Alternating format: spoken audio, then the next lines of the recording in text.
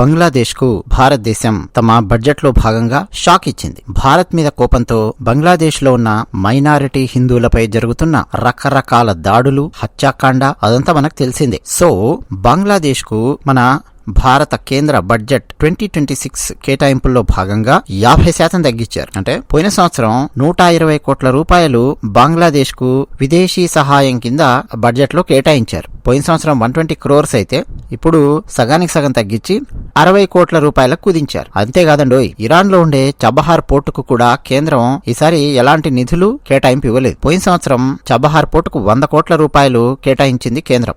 Iran USA మధ్య యుద్ధ వాతావరణం నెలకొని ఉండడంతో ఇరాన్లోని చబహార్ పోర్టుకు సంబంధించి ఎలాంటి నిధుల కేటాయింపు కేంద్రం ఇవ్వలేదు. పాకిస్తాన్లో ఉండే గ్వాదర్ పోర్ట్ను చైనా డెవలప్ చేస్తోంది. అందుకని మన భారత్ ఇరాన్లో ఉండే చబహార్ పోర్ట్ను డెవలప్ చేస్తోంది. సప్లై చైన్ మేనేజ్మెంట్లో చాలా కీలకమైనటువంటి పోర్ట్స్ అన్నమాట. బట్ యుఎస్ ఇరాన్ మధ్య ఉన్న ఆ గొడవలు, ఆ విభేదాలు అవన్నీ చూసి ఏ క్షణం ట్రంపాసురుడు ఇరాన్ మీద పడతాడో తెలియదు, ఎప్పుడు ఇరాన్ లో ఇన్ఫ్రాస్ట్రక్చర్ బద్దలు కొడతారో తెలియదు, ఏం జరుగుతుందో తెలియదు. మరి ఇలాంటి సిచ్యువేషన్ లో మన భారతదేశం ఇరాన్ లోని చబహార్ పోర్టు కోసం డబ్బులు కేటాయించడం అనేది కష్టం. సో ఆ రీజన్ తో అంటే ముందు జాగ్రత్త చర్యగా ఇరాన్ లో ఉండే ఆ పోర్టుకు ఎలాంటి నిధులు కేటాయించలేదు. ఇక బంగ్లాదేశ్ విషయానికి వస్తే షేక్ హసీనా ప్రభుత్వాన్ని బంగ్లాదేశ్ లో ఉండే ఉద్యమకారులు, విప్లవకారులు అనడం కంటే రోడ్డు సైడ్ గుండాలు, వీధి గుండాలు, వాళ్ల వెనక ఉండి నడిపించినటువంటి పెద్దలు అందరూ కలిసి కుప్పగూల్చారు. ఆ తర్వాత షేక్ హసీనా మన భారతదేశానికి వచ్చి తలదాచుకోవడం, ఆ తర్వాత బంగ్లాదేశ్ లో తాత్కాలిక ప్రభుత్వం ఏర్పాటవడం అవన్నీ మనకు తెలుసు. హిందువులతో సహా చాలా మంది మైనారిటీల మీద బంగ్లాదేశ్ లో దాడులు,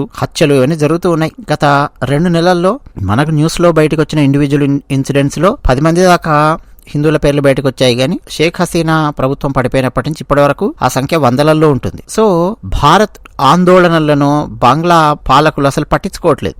అలాగని చెప్పి ఇమీడియట్ గా మనం బంగ్లాదేశ్ మీద డైరెక్ట్ గా చర్య తీసుకోలేం. దానికి వేరే వేరే సమస్యలు ఉన్నాయి. సో బంగ్లాని ఎలా దెబ్బకొట్టాలో అలా దెబ్బకొట్టుకుంటూ వస్తున్నారు. అందులో భాగంగా ప్రతి సంవత్సరం విదేశీ సాయం కింద వివిధ దేశాలకు మన భారతదేశం బడ్జెట్ కేటాయింపుల్లో కొంత డబ్బు పెడుతుంది. ఈసారి బంగ్లాదేశ్ కి ఇచ్చే కేటాయింపుల్లో 50% కట్ చేసి పడేసింది. అంటే కంప్లీట్ జీరో చేయకుండా 120 కోట్ల నుంచి 60 కోట్లకు దింపింది. That itself is a strong message to Bangladesh and to the world. అంటే నెక్స్ట్ ఇంకా చాలా చాలా భయంకరమైన చర్యలకు మేము సిద్ధం అవుతాము అని ఒక మెసేజ్ ఇవ్వడం. అలాగని ఇంకా కంప్లీట్ శత్రుత్వం పెట్టుకోవట్లేదు. Still the doors are open for Bangladesh, not for illegal immigrants, for Bangladesh government. ఎందుకంటే నెక్స్ట్ ఎలక్షన్స్ జరగబోతున్నాయి బంగ్లాదేశ్ లో, ఎవరు వస్తారో కూడా తెలియదు. సో ఒక ఎడ్జ్ తీసుకుని 50% విదేశీ సాయం కింద ఇచ్చే ఆ నిధుల్ని కట్ చేసేసింది కేంద్ర ప్రభుత్వం. అంతేకాదు ఇంకా మన చుట్టుపక్కల ఉండే వేరే దేశాలకు కూడా కేంద్రం సహాయం చేస్తుంది. ఫర్ ఎగ్జాంపుల్ ఈసారి 2026 బడ్జెట్ లో హైయెస్ట్ భూటాన్ కు కేటాయించారు.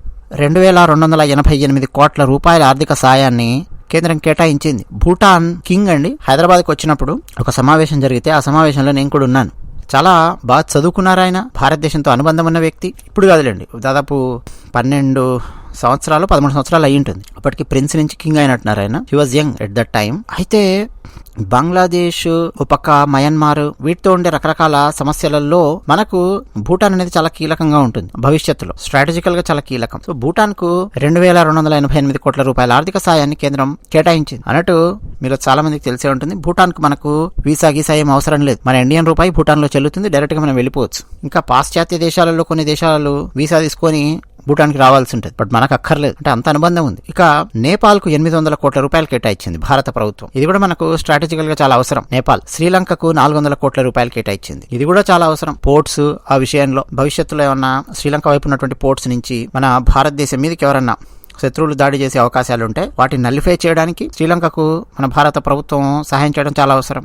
మయన్మార్ కూడా 300 కోట్ల రూపాయలు కేటాయించింది. అంటే రేపు మన భారతదేశం నుంచి రోహింగ్యాలను తరిమేసిన, మయన్మార్ స్మగ్లర్స్ మీద చర్య తీసుకున్నా, ఏమన్నా అంతర్జాతీయ న్యాయస్థానం నుంచి గానీ అంతర్జాతీయ సమాజం నుంచి గానీ ఏమన్నా ప్రశ్నలు వస్తే ఇదిగో మేము మయన్మార్కు సహాయం చేస్తున్నాం చూసారా అని చెప్పొచ్చు. అలాగే మాల్దీవ్స్, మారిషస్, వాటికి చెరో 550 కోట్ల రూపాయల సహాయాన్ని అందిస్తోంది భారత ప్రభుత్వం. ఆఫ్ఘనిస్తాన్కి 150 కోట్ల రూపాయలు, మంగోలియాకు 25 కోట్లు, అలాగే కొన్ని ఆఫ్రికన్ దేశాలకు 225 కోట్ల రూపాయలు, సీషెల్స్ 19 కోట్ల రూపాయలు.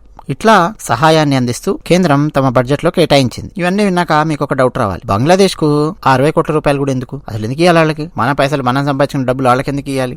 అంతకుముందు 120 కోట్లు ఎందుకు ఇచ్చారు? అసలు ఎందుకు ఇస్తున్నారు అని విదేశీ సాయం అని ఒకటి ఉంటదండి. డెమోక్రటిక్ కంట్రీస్ బడ్జెట్ ప్రవేశపెట్టినప్పుడు యుఎస్ బడ్జెట్ లో ఉంటుంది, యూకే బడ్జెట్ లో ఉంటుంది, కెనడా బడ్జెట్ లో ఉంటుంది, ఆస్ట్రేలియా బడ్జెట్ లో ఉంటుంది, న్యూజిలాండ్ బడ్జెట్ లో ఉంటుంది, ఫ్రాన్స్ బడ్జెట్ లో ఉంటుంది. ఎగ్జాంపుల్స్ ఇస్తున్నా. డెమోక్రటిక్ కంట్రీస్ యొక్క బడ్జెట్ లో విదేశీ సాయం కేటాయింపు అనేది కూడా ఒకటి ఉంటది అనమాట. మన భారతదేశం ఏం చేస్తుంటదంటే తన చుట్టుపక్కల ఉన్నటువంటి దేశాలకు ఒక పెద్దన్నలాగా కొంత సహాయాన్ని అందిస్తూ ఉంటుంది. ఒక పాకిస్తాన్ కు తప్ప మిగతా దేశాలన్నింటికి.